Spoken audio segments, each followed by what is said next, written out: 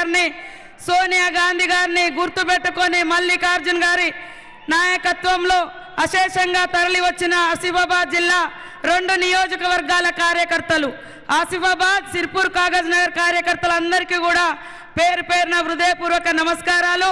మన ముఖ్యమంత్రి గారికి ఇంకా 2-3 ప్రోగ్రామ్స్ ఉన్నాయి కాబట్టి మరి తొందరలోనే ఈ సభను ముగించడం జరుగుతుంది। పెద్దలందరికీ ముఖ్యమంత్రి గారికి ప్రత్యేక ధన్యవాదాలు। సభ అధ్యక్షులు జిల్లా నాయకులు మాజీ ఎమ్మెల్యేలు మరి కేంద్ర మాజీ మంత్రులు ఎమ్మెల్యేలు అందరికీ కూడా మా అక్కలకు తమ్ములకు అందరికీ నమస్కారాలు। ఇవాళ స్వేచ్ఛగా బతుకుతున్నామంటే కాంగ్రెస్ పార్టీ తీసుకొచ్చినటువంటి అంబేద్కర్ గారి చేత రచింపజేయబడినటువంటి భారత రాజ్యాంగం ఉండాలంటే చేయి గుర్తుకు ఓటేయండి। మనుధర్మ సిద్ధాంతం రావాలంటే బీజేపీని తీసుకురండి। కానీ ఈరోజు బీజేపీ పేదల పార్టీ కాదు, అది కేవలం దోపిడీదారుల పార్టీ, కార్పొరేట్ కంపెనీల పార్టీ।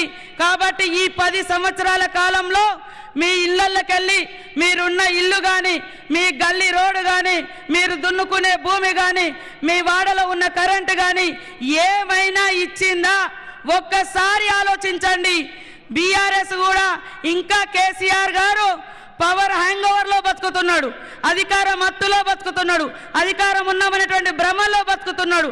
ఆయన ఉన్నప్పుడు ఏం సమస్యలు లేవట, ఆయన పోగానే అన్ని సమస్యలు వచ్చినాయట।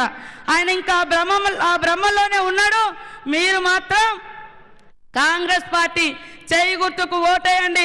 ఇక్కడ ఉన్నటువంటి ప్రాజెక్టులు కానీ, రోడ్లు కానీ, పోడు భూముల సమస్య కానీ, మరి ఆర్య కులస్తుల సమస్య కానీ, మాలి సమస్య కానీ, మహర్ల సమస్య కానీ, సకల వర్గాల సమస్యలు నాకు జిల్లా ఇన్ఛార్జ్ మంత్రిగా నాకు అవగాహన ఉంది। సీఎం గారి దృష్టిలో కూడా పెద్ద ఎత్తున వచ్చారు। ప్రతి మహిళకు మరి 10 లక్షల వరకు ఇన్సూరెన్స్ ఎలాంటి వడ్డీ లేకుండా రుణాలు ఇవ్వడం జరుగుతుంది। ఇప్పటికే 3 నెలల్లో ఉచితంగా బస్సు ప్రయాణం, అంగన్వాడీ అప్గ్రేడ్లతో పాటు 34,000 మందికి 3 నెలల్లో ఉద్యోగాలు ఇచ్చినటువంటి ఘనత మన సీఎం రేవంత్ రెడ్డి గారిది।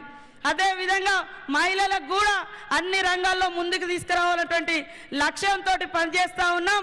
దయచేసి మీరందరూ కూడా ఒక్క అవకాశం, రాహుల్ గాంధీ గారికి ఒక్క అవకాశం, ఈ రాష్ట్ర ముఖ్యమంత్రి గారు వచ్చి అడుగుతున్నారు కాబట్టి మరి ఆత్రం సుగుణ గారికి ఓటేసి చేయి గుర్తును గెలిపించాల్సిందిగా కోరుతూ ఈ జిల్లా అభివృద్ధి అక్కడ ఉన్నటువంటి సీఎం గారిది, ఇక్కడ ఇన్ఛార్జిగా ఉన్నటువంటి నాది